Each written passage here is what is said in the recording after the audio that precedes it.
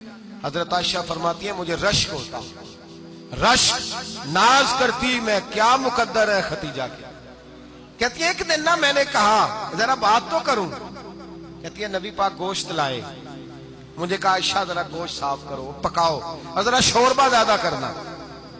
کہتی ہے میں نے وہ گوشت لیا صاف کرنے لگی، میں نے کہا حضور شوربہ کیوں زیادہ کرنا ہے، مہمان آنے والے ہیں، کچھ لوگوں کو آنا ہے۔ تو نبی پاک نے فرمایا نہیں آنا تو کسی نے نہیں، مجھے پتا چلا مدینے میں ختیجہ کی کچھ سہیلیاں آئی ہیں، میرا دل کرتا ہے کچھ سالن بطور تحفہ ان کو بھی بھیج دیں، تو ذرا زیادہ پکانا، ختیجہ کی سہیلیوں کو میں نے سالن بھیجنا ہے، تحفہ دینا ہے۔ حضرت عائشہ کہتی ہیں ایک جملہ ہلکا سا بے ضرر سا بڑا دھیما سا بچ بچ کے بڑا اپنے آپ کو محتاط کر کے میں نے کہا یا رسول اللہ صلی اللہ علیہ وسلم آپ ختیجہ کا ذکر بہت کرتے ہیں، حضور وہ تو عمر میں 15 سال بڑی تھی، یا رسول اللہ صلی اللہ علیہ وسلم اللہ نے آپ کو جوان اور خوبصورت بیویاں دی، آپ ختیجہ کا ذکر کرتے ہیں۔ فرماتی ہیں یہ بات کہہ کے میں خاموش ہو گئی، میرا خیال تھا جواب آئے گا، دیر ہو گئی حضور جواب نہیں دیتے۔ کہتی ہے میں نے یوں نظر اٹھا کے دیکھا تو چہرہ مبارک سرخ ہو گیا، اور رسول پاک نے فرمایا عائشہ آج بات کی ہے، آج کے بعد یہ بات نہ کرنا۔ میں نے کہا حضور کیا ہوا؟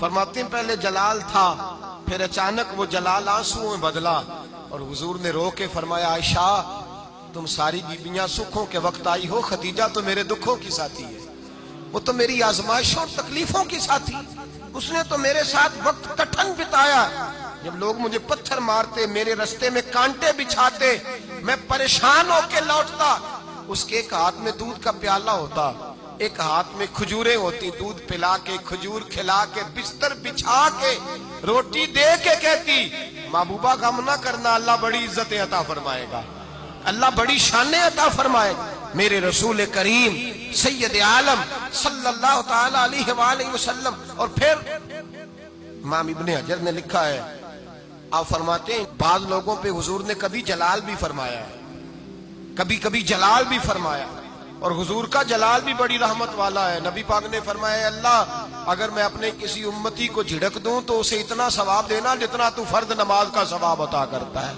حضور کا تو جلال بھی کرم والا ہے، کرم والا جلال ہے رسول پاک کا۔ اکثر بعض لوگوں پر حضور ناراض بھی ہوتے، لیکن امام ابن حجر فتح الباری میں فرماتے ہیں کہ صحابہ اور اہل بیت میں سے حضرت ختیجہ الکبریٰ کی وہ ہستی ہے جس پر کبھی نبی پاک ناراض نہیں ہوئے، کبھی ناراض نہیں ہوئے۔ یہ سب سے بڑی فضیلت ہے حضرت ختیجہ، کبھی ناراض نہیں ہوئے نبی، کسی موقع پر بھی حضرت ختیجہ الکبریٰ رضی اللہ تعالیٰ عنہ سے ناراض نہیں ہوئے، بلکہ بخاری شریف میں لفظ کچھ اس طرح کے ہیں۔ میں نے شروع میں کہا کہ حضرت ختیجہ کی 20 کنیزائیں تھیں، نوکرانیاں تھیں، گھر کے اندر نوکر چاکر تھے، ریل پیل تھی، کوئی کام کبھی نہیں کیا تھا۔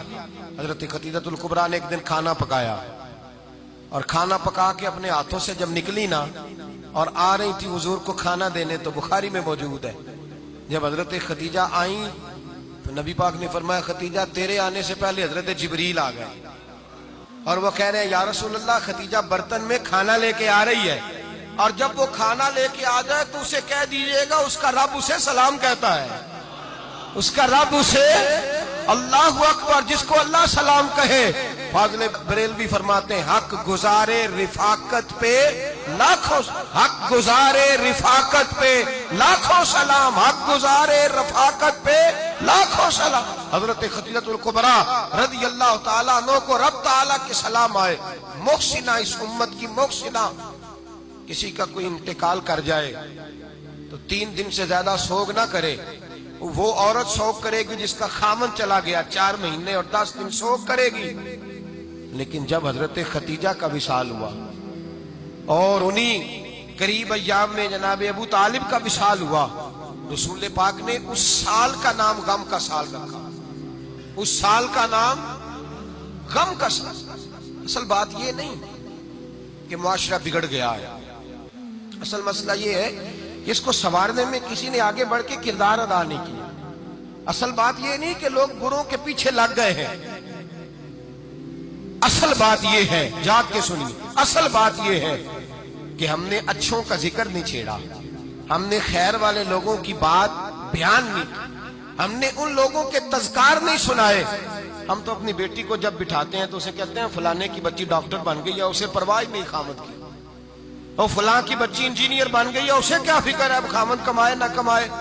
وہ دیکھو بچی کہاں تک پہنچ گئی ہے, بیٹے کچھ کر لے.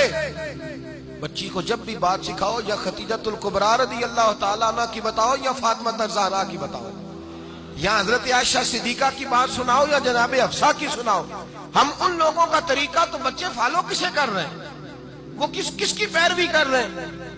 کون سا ایسا گھر ہے جس گھر کے اندر ابا اور اماں جی بیٹھ کے, بالخصوص ماں اس کی ڈیوٹی ہے کہ وہ بیٹھے اور اپنی بچیوں کو حضرت خدیجہ کا طرز زندگی بتلائے, اپنے گھر کے اندر حضرت خدیجۃ الکبریٰ رضی اللہ تعالیٰ عنہ کا تذکرہ چھیڑے. اور میری یہ گزارش ہے, اہل سنت کو اللہ نے توفیق دی ہے, اللہ کی الف سے لے کر ولی کی یہ تک ہم سب کو ماننے والے ہیں. بلکہ میں کہتا ہوں خوش نصیبی ہے ہماری, صحابہ کا بھی ذکر ہمارے حصے میں ہے, اہل بیت کا بھی, ازواج مطہرات کا بھی, اور سب سے بڑھ کر یہ کہ ہم تو رسول اللہ کے والدین کے بھی نوکر ہیں, ان کا ذکر بھی ہمارے لیے حرز جاں ہے. میں آپ کو حدیث سنائی, حضرت عائشہ کہتی ہیں کثرت سے نبی پاک ذکر کرتے تھے حضرت خدیجہ کا. گویا حضرت خدیجہ کا ذکر کرنا میرے مصطفیٰ کی سنت ہے, رسول اللہ کا طریقہ ہے جناب خدیجہ کی بات کرنا. ان کی باتیں کریں, ان کا ذکر چھیڑیں. اس ماں نے صرف اپنے 6 بچوں کے لیے سارا کچھ نہیں کیا, اس ماں نے ہم سب کے لیے بڑا کچھ کیا. اس ماں نے دین کو سہارا دیا, اس ماں نے آگے بڑھ کر سب سے پہلے دین کی نوکری کی ہے.